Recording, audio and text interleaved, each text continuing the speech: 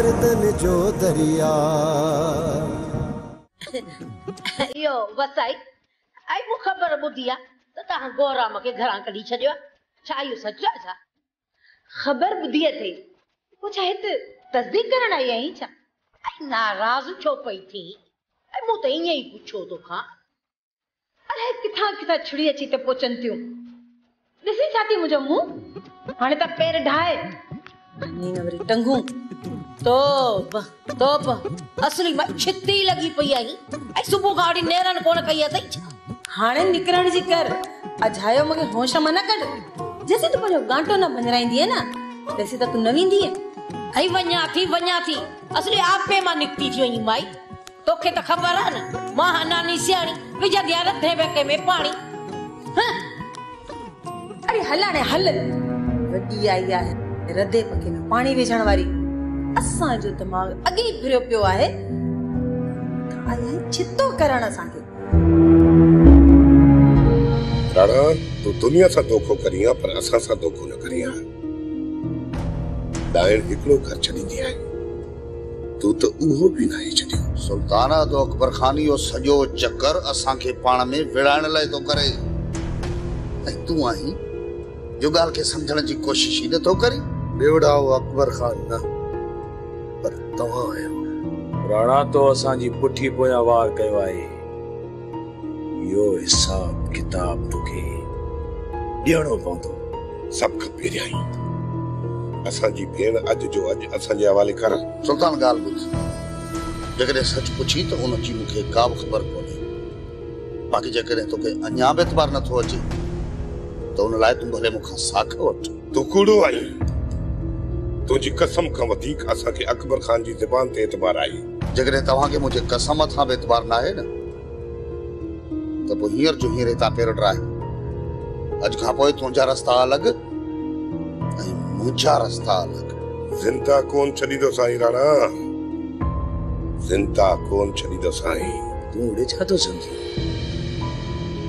असा तो के छडे रींदासी अरे अटई ता आलम जो छा कयो हां जो मुखे कोई खाइंदो कहां जो पानी मुखे तंगेला मुझे सामू ये बब क्यों हरण चले दियो राणा यो तो के वक्त बुधाई दो तसा जो अजायु बब क्यों आहिन या तो के कुछ करे दिखारी दासी राणा तू देव जो वो तो आई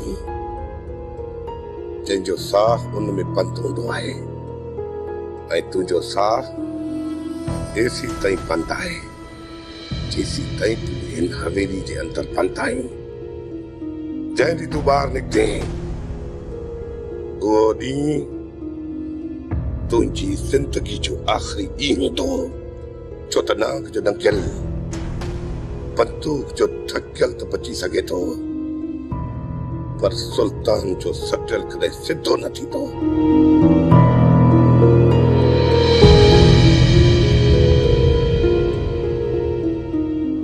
रेसियाणी हिकड़ी गाल चवा जेकॾहिं तव्हांखे ॾुखी न लगे गोरा मूंखे पंहिंजे घर में रहाए सुठो कोन कयो मुंहिंजे मथां बार त कोन्हे को जॾहिं तुंहिंजे मथां इहो बार बि नाहे त पोइ इहा ॻाल्हि छो थी करी ॾिस माई हीअ असांजे घर जो मसइलो आहे इन में तूं ढंग न अड़ाए एतिरो अकुल असां बि रखूं था पंहिंजो बुरो भलो समझूं था रेसियाणी मां सच्ची ॻाल्हि थी ॿुधाए मां जॾहिं बि राणा खान जे घर वई आहे न त इहा वसाई राणा खान ॿई पिया गोरा मूंखे पटियूं पढ़ाईंदा हुआ त अकबर खान जी मिल्कियत ते कीअं कब्ज़ो कजे रेसियाणी जेकॾहिं तूं नाराज़ थी त मूं हिन ॻाल्हि जी पच रही छॾी बाक़ी इहा ॻाल्हि सची आहे त मूं वसाई ऐं राणा खे इहे ॻाल्हियूं चवंदे ॿुधियूं ज़रूर छा ॿुधो तो इहो ई त वसाई ऐं राणा खान ॻाल्हाइनि पिया चवनि पिया हाणे गोराम अकबर खान जे घर पैर पंहिंजा पुख्ता करे वियो आहे ऐं आस्ते आस्ते उनजी दिलि बि खटण लॻो आहे ऐं हा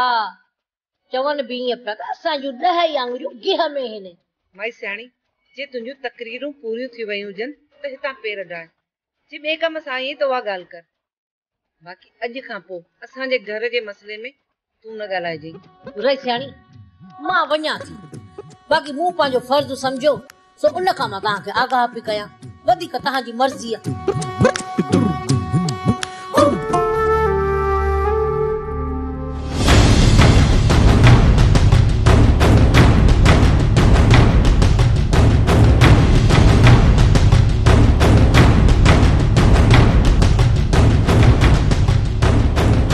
तो सुयो तो बुधायो तव्हां मुंहिंजे लाइ छा सोचो आहे? राणा खान जो हुकुम आहे तुंहिंजी पेट सां पत्थर ॿधी तोखे दरिया में लोड़े छॾियो जीअं तुंहिंजो लाश तुंहिंजे मालिकनि खे बि हथ न अचे। जॾहिं मुंहिंजे सोट आलिम खान खे ख़बर पई छा हू तव्हांखे ज़िंदा छॾींदो? हल पोइ तुंहिंजो सोट आलम खान तुंहिंजे पलांत में असांखे कुई छॾी, पर इहो ॾिसण लाइ तूं कोन हूंदे। आलम खान असांखां पलांत तॾहिं कंदो जॾहिं हिन जो लाश मिलंदुसि न। जबल तूं सहे जी खल ॾाढे बोड़ पुठियां छो पियो पंहिंजो सिर खणाई?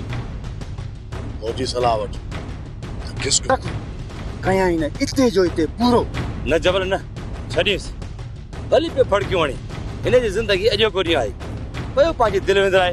तव्हां मरंदो तव्हां बसि घणो थियो असांखे आउं न कढ दिल्ली जे तह खन विञाए छॾियई। हल हल अॻियां थी हल अञा घणी मंज़िल पई आहे।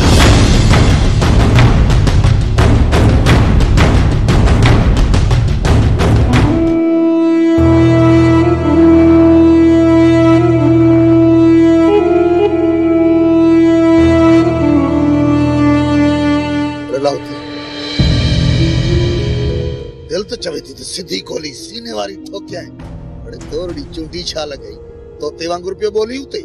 बाबा साईं तव्हां भली मूंखे बंदूक खणी छॾियो पर मां कम ठपे आयो आहियां। अच्छो अथई कम ठपे आयो? अरे कहिड़ो कम ठपे आयो ही? सुल्तान वारनि खे हक़ीक़त ॿुधायो आहियां त हुननि मूंखां बंदूक जे ज़रूरत ते बयान वरितो आहे। अरे सुल्तान खे तूं केतिरियूं बि भली पकूं ॾे पर सुल्तान उहो कमीनो शख्स अथई जो ज़िंदगी में हिकिड़ो भेरो हुन जो जंहिं ते शक बीठो सॼी ज़िंदगी केतिरियूं बि हुनखे तसलियूं ॾे पर हुन जो शक थींदो कोन। हाणे न असां भले लख चकर सुल्तान खे पक ॾियूं तॾहिं बि पहिरियों वारो एतबार सुल्तान जो हाणे असां ते कोन बीहंदो। सुल्तान वारनि जी मयार लाइण लाइ वरियाम उन्हनि जे हवाले कयो। अलाह थी न वरियाम खे मां उन्हनि जे हवाले कोन कंदुसि। जेकॾहिं वरियाम खे असां उन्हनि जे हवाले कयो त सुल्तान वारनि जो शक पक में बदिलजी वेंदो त उन्हनि जी छोकिरी का असां वटां जीअं तव्हां मुनासिब सम्झो बाबा साईं। मुतलाउती वरियाम जे बारे में त सुल्तान वारनि खे कोन ॿुधायो अथई बि। बड़े सही सही ॿुधाए जाए न त खल पुठी तां लाहे छॾींदोसि। सच ॿुधाए। सम्झां थो त बाबा साईं इहा ॻाल्हि नाहे कई। अरे छा मक़सद आहे तुंहिंजो? बाबा साईं सुल्तान वारनि मूंखे एतिरी त मार ॾिनी जो मुंहिंजो दिमाग़ ई कमु नथो करे त हुननि खे मां छा ॿुधायो आहे ऐं छा न। अरे अच्छो थी वरी को नओं मसलो खड़ो करे आयो हीअं लाइ? न बाबा साईं सुल्तान वारा हाणे थधा आहिनि। अरे सुल्तान वारा मुंहिंजा उहे प्यादा आहिनि जंहिंजी मदद सां मां अकबर खान जा गोॾा खोड़ाइण थो चाहियां। जेसीं ताईं इन्हनि जे हथां मां अकबर खान ऐं आलम खान खे ख़तम नथो करायां तेसीं ताईं इन्हनि जे मथे ते पयो हथ फेराईंदुसि।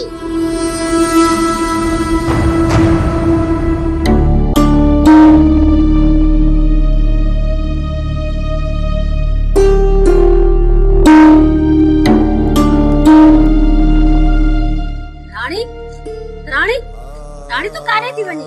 तेरे हल अंदर हल चवाई थी अंदर। राणी मां तोखे ॿाहिरि वञण कान ॾींदसि। ॿाहिरि उहा बीठा हूंदा। हल अंदर।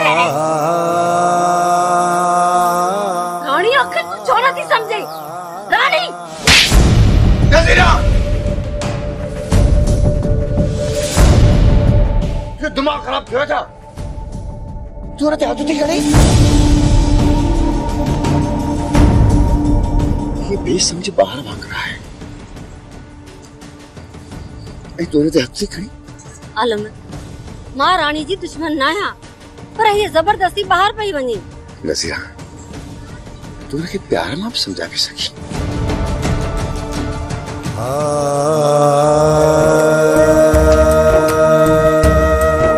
पाण सदाइन मुड़ सहथीला पाण सदाइन मुड़ सहथीला पाण सदाइन। नज़ीरा रानी रोए पई। रानी रोए पई। आलम राणी रोए थी त पोइ हिन में ख़ुशीअ जी कहिड़ी ॻाल्हि? ये दुनिया नज़र डॉक्टर जो जेकर रानी दुख के सुख के महसूस करे तो समझ रहे के ठीक थियण जा चांस आहे। ये डॉक्टर जो जेकर हुआ दुख सुख के महसूस न करे तो समझ ये ठीक न थी। नज़र तो जी लापात सारे दुख महसूस क्यों है ये रोए पे नज़र रोए भाई मुझी फेर मुझी फेर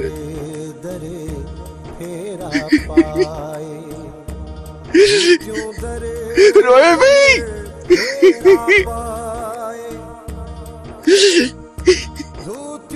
हाल में डॉक्टर ये चयो अल्लाह कंदो संजी रानी जल्दी ठीक थी जनता भी सन जोता ये दुनिया। अस्सलाम वालेकुम। अस्सलाम वालेकुम।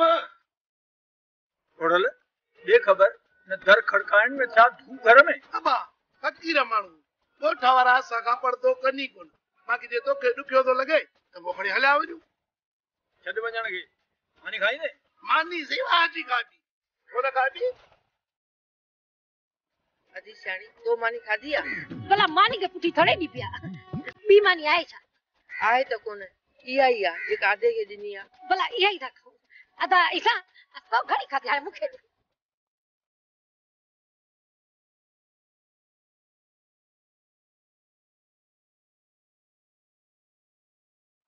ये तो मुझे भांगो में खाईया भला यू तो बुधायो इते ओच तो किए भूलजी पे आयो अदी मरे में असन के गोठ में एडी दुश्मनी वधी वई आ कि शादी तर द गोठ में सपाट बनती वई आ चुल्ली घर जी कोन थी बरे। हां दी इहो ता है कहारन छोकरन दसली गोठ में बाहे बारे छदिया भला कराए जो गुलूअ जो रिश्तो तो खुशियों कयूं तहां जो जान सुठो ठई विंदो कहां जे छोकरन के तो सपा गोठ में तो संगो ही कोन मिलंदो रानी जो हशर दिसी सब तो था कन गोठ वारा पंजी न्याणन के घुटो रे मारी ना पर तहां जे छोकरन के कोन नींदा जे कने गोठ वारा रिश्तो न दिनो ना असा छोकरो पानी जी पवंदो। जाहिद साईं सच्चा मुर्शिद सच्चा पीर एड़ो को करतब करे ॾेखार जीअं बाबे के यकीन अची वञे ऐं बाबे जो कम गुलू थी वञे। मां को मदारी आयो तां के करतब करे ॾेखारे न बाबा न मुर्शिद साईं ऐं मुंहिंजो मतिलबु आहे त बाबे के का अहिड़ी साबिती ॾे जिन के यकीन अचे। रात तां जे घर में जिन जे रूप में मिलियो अदा रात मु बिलो ॾिठो अड़े बिला त घर में ईंदा आहिनि ॿी ॻाल्हि कर ओ रात तां जे घर में बुरके वारी माई दी हां माई दी उस्ताद जो उस्ताद ने मुर्शिद हाथ मुझे मुर्शिद साईं ज़ाहिर जो फरमान त रात बुरके में तव्हां जे घर माई जे रूप में जिन ईंदो जिन एतिरो ठोक कम थी वञे थी वेंदो तूं घणो साणो न थी जिन ईंदो त पोइ असां काॾे वेंदासीं पोइ असां कम गुलू करे कोठे ते चढ़ी वेंदासीं। कोठे ते चढ़ंदो त जिन खे अञा वधीक कावड़ ईंदी ये जिन खे कावड़ ईंदी त पोइ असां कोठी में घिरी वेंदासीं कोठे में जेको हूंदो हुनजो गातो बने ई बने पोइ बाबा कोठी में ई सही आहे असांजो कम थी वेंदो बाबा गुलू। अड़े छोरा तव्हां चिन कढाइण जे चक्कर में आयो या मुंहिंजे पोयां बचण जे चक्कर में आयो। ज़ाहिद वाह जी सलाह दी रही बाबो वियो गुलू हर चक्कर ज़ाहिद न चओ सच्चो पीर मुर्शिद ज़ाहिदन साईं चओ ज़ाहिदन साईं हा मुर्शिद ज़ाहिदन साईं पर जेकॾहिं इहो साॻो जिन बाबे जे पोयां बचे छॾी त पोइ घणा पैसा वठंदे। अरे जिन्ना को कुत्तो थोड़े या जो उनके लोमड़ी बचाया खाली पाओ जी मुर्शिद भागा हल त हलो रात जिन जड़े इनका पुछण ई कोन पोइ इनके खबर पवंदी हलिया हक हक हक हक हक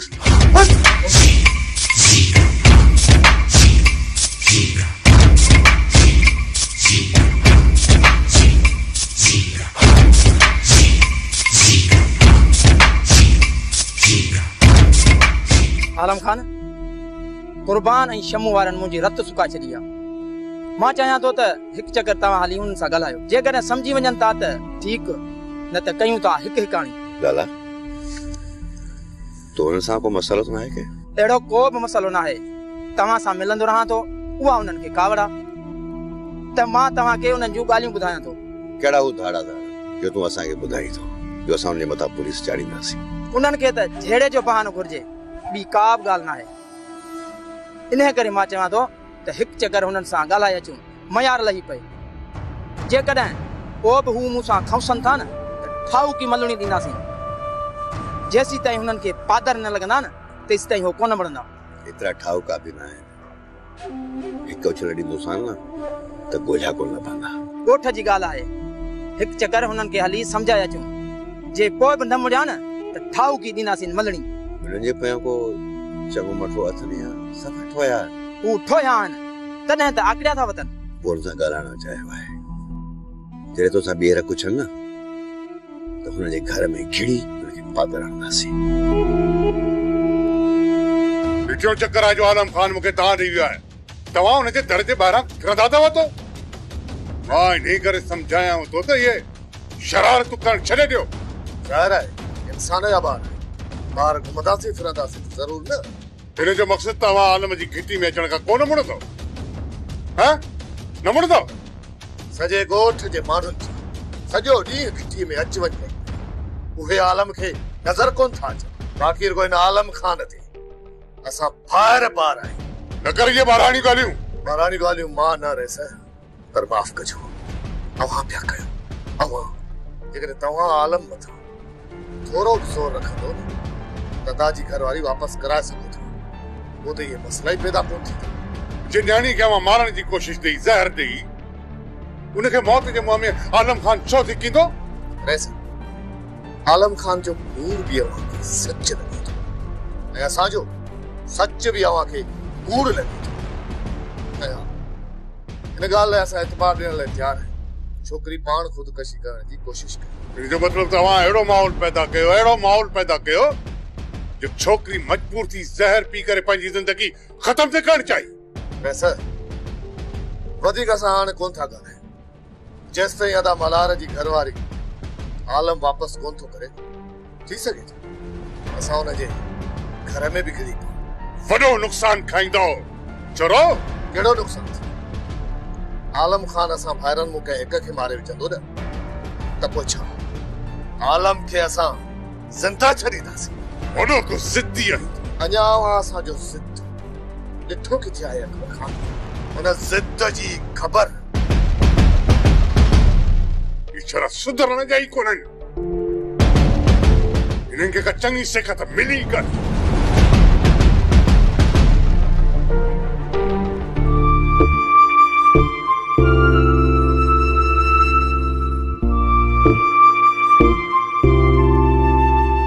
अच्छा अच्छा भाउ मिठल, तव्हांजी त वॾी हयाती आहे। हींअर ई मां कुंज सां तव्हांजो बि ज़िक्र कयां।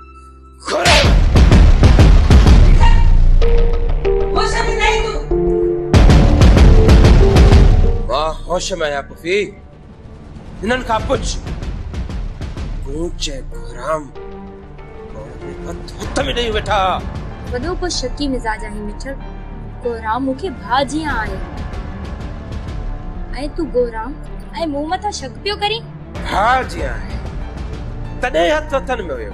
छा इहो सच आहे कुंज? अम्मा इहो भेण कुंज तव्हां ख़ामोश थियो। मां तो चाची खे हक़ीक़त गोराम तोखे मुंहिंजो कसम कूड़ न हणजां। असल में हक़ीक़त इहा आहे त मूं कुंज खे चयो तुंहिंजो मिठल नाले जीअं मिठो आहे। बाक़ी जेका तुंहिंजी ससु आहे उहा थोरी ढिंगी आहे। इन ते अती कुंज चयो जेकॾहिं मुंहिंजी ससु ढिंगी आहे त तो जीअं मां बि मिठल खे वठी अची हिते रहंदसि। ऐं इन ते मूं चयो त चाचा ऐं चाचे खे ही घर छॾणो पवंदो। उन ते कुंज खे खिल वरितो ऐं मूं सां हथ मिलायो। ऐं इहा ॻाल्हि शायदि मुंहिंजे भाउ मिठल खे पसंदि न आई। हाणे त तोखे हक़ीक़त ख़बर पई त असल ॻाल्हि छा आहे। न ॿुधण न सुणण, अची तो हुनखे लपाट आईं। जेकॾहिं गोराम बुकावड़ में अची तो मथां हथ खणिया त तुंहिंजी इज़त छा रहिजी वञे। हाणे ॾिसी छा तो पंहिंजी ग़लती जी गोराम खां माफ़ी वठ। न चाची न, मूं मिठल जी कावड़ दिल में नाए खई तो पोइ माफ़ी छाजे लाइ? मूं त ईअं सम्झो त मुंहिंजे वॾे भाउ जी मूंखे चमाट आई। हिन खां कुझु सिख मिठल, सिख त पंहिंजनि जी इज़त कीअं कबी आहे। गोराम राणा तोखे घणो कुछ सेखारे हिते मोकिलियो। लगे तो तोखां कुछ न कुछ सिखणो पवंदो।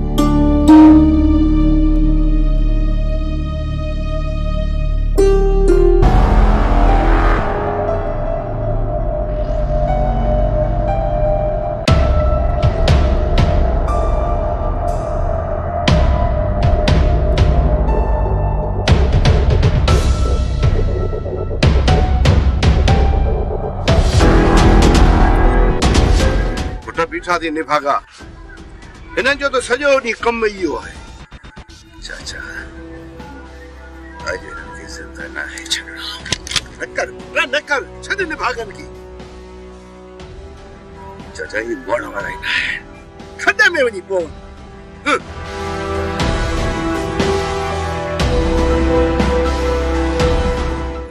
बकरी अनारनि जा थक। चवां तो मुझी नजर जा रहो। डरो हितां न त छा कंदे? बंदूक हणंदे। हर बंदूक छोरा चौथा पंहिंजे मौत खे दावत ॾियो।